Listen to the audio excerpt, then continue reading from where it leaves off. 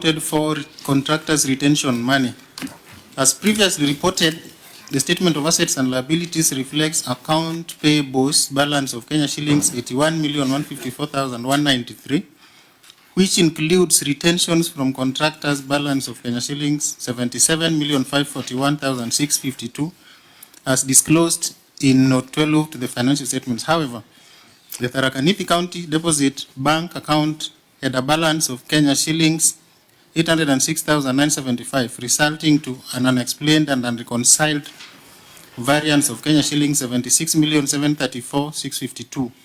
In the circumstances, the accuracy and completeness of the account payables balance of Kenya shillings 81,154,193 could not be confirmed. Clerk, what was the recommendation?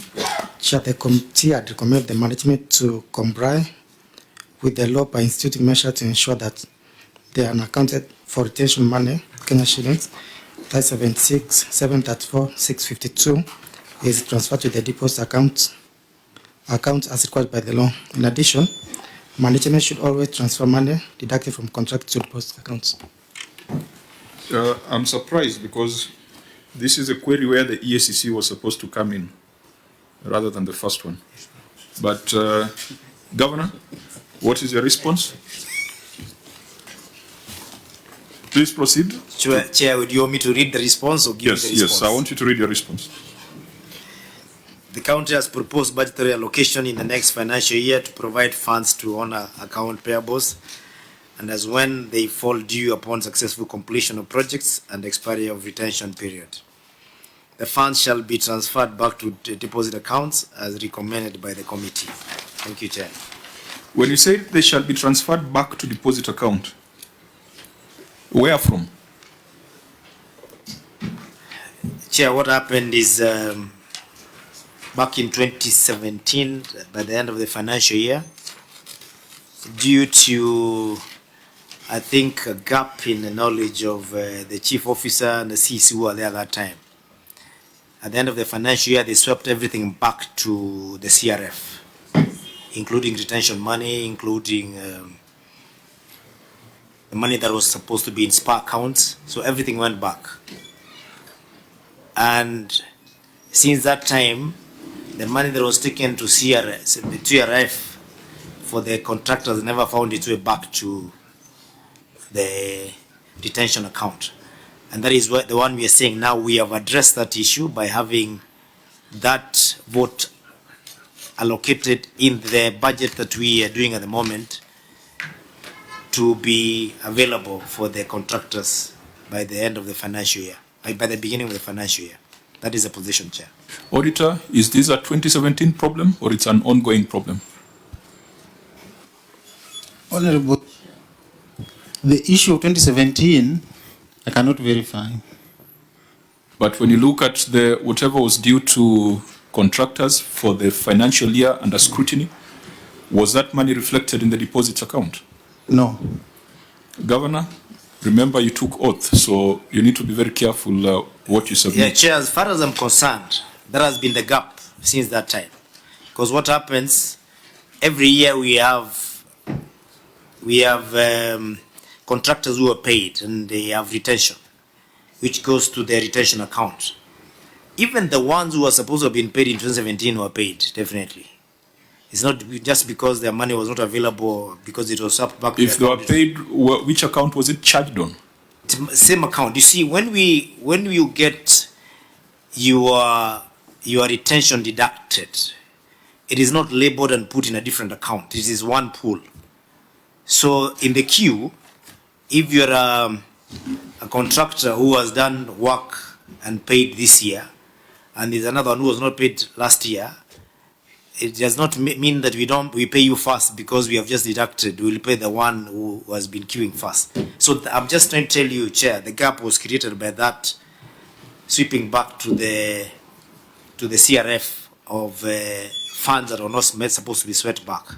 From that year, we don't sweep back any funds that are in the deposited account or the retention account. This But matter, we've rectified that. This matter has been in your audit reports for the longest period. I think every financial year this matter comes up. And that's why I think it's important for us to look at it and find out what the problem is. Because if you have a problem with charging the retentions and deposits account, it could be a symptom of a bigger problem, that even statutory deductions or statutory remittances are not being treated in the manner in which they should be. Because retentions is fairly simple. Retention is usually what, 6%? 10%. 10%. So Gataya and Sons, they've done a job worth 1 million. Cherargei has done a job worth 2 million. Lelegwe has done a job worth 3 million. So in the retention, 10% will be what? 100,000, 200,000, 300,000. When you run a report of your retentions account, shouldn't you be able to see that from Gataya and Company, there is 100,000 payable to them, and for Cherargei it is 200,000. Isn't that the case? That's the case, Chair. So, even if you have a global figure of 76 million, you should be able to break down and know that the first 10 million, the first 2 million, the second 100,000 is payable to so and so. Isn't that the case? That's correct, Chair. Auditor General, in the pending bills schedule, have they listed the specific beneficiaries or the specific contractors that are owed that money? Thank you, Chair. They are not listed. Did you ask for that schedule? Because it is possible to get it. Thank you, Chair. I cannot confirm that as at now. But then how do you test this? Because in my view, unless there is an explanation from the county, and I have seen this in several other counties, when counties run out of resources to do other things that are urgent, they raid the retention and deposits account. Hiyo ndio situation kwa ground. But that is an offense. That at least we can go to the PFM Act and regulations and find where it is defined as an offense. So how do you help us to confirm whether these guys are raiding that account? It's either they are raiding it for urgent payments or they are stealing it. The fact is the money is not there. Chair. So we need to know whether it was raided for something urgent, in which case we can listen to the explanation, or it was stolen. Yeah. I want Governor. to make things easier for you, and I want to be as factual as possible. We have not gotten rid of our documentation from 2017. I know we are supposed not to keep them past 6 years, but we have them. The auditors are still here. I would like them to come on the ground and verify where the gap occurred. It is in 2017 when the end of the financial year, the 2017-2018. So the end of the financial year of 2017-2018, when the money was swept back to CRF. Since that time, that money had never rebudgeted, was never rebudgeted over and above, and made available for contractors. And that is why you have correctively said that it has been recurring every year. And I have asked my people to put it to an end by making sure that we have that money or the funds this year, they must be budgeted for and appear as refund to the deposit account, or that, rather the retention account, and be put there.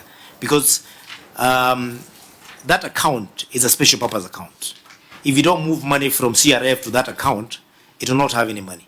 So they have to move it, and they have to move it with that description so that we can get rid of this audit query.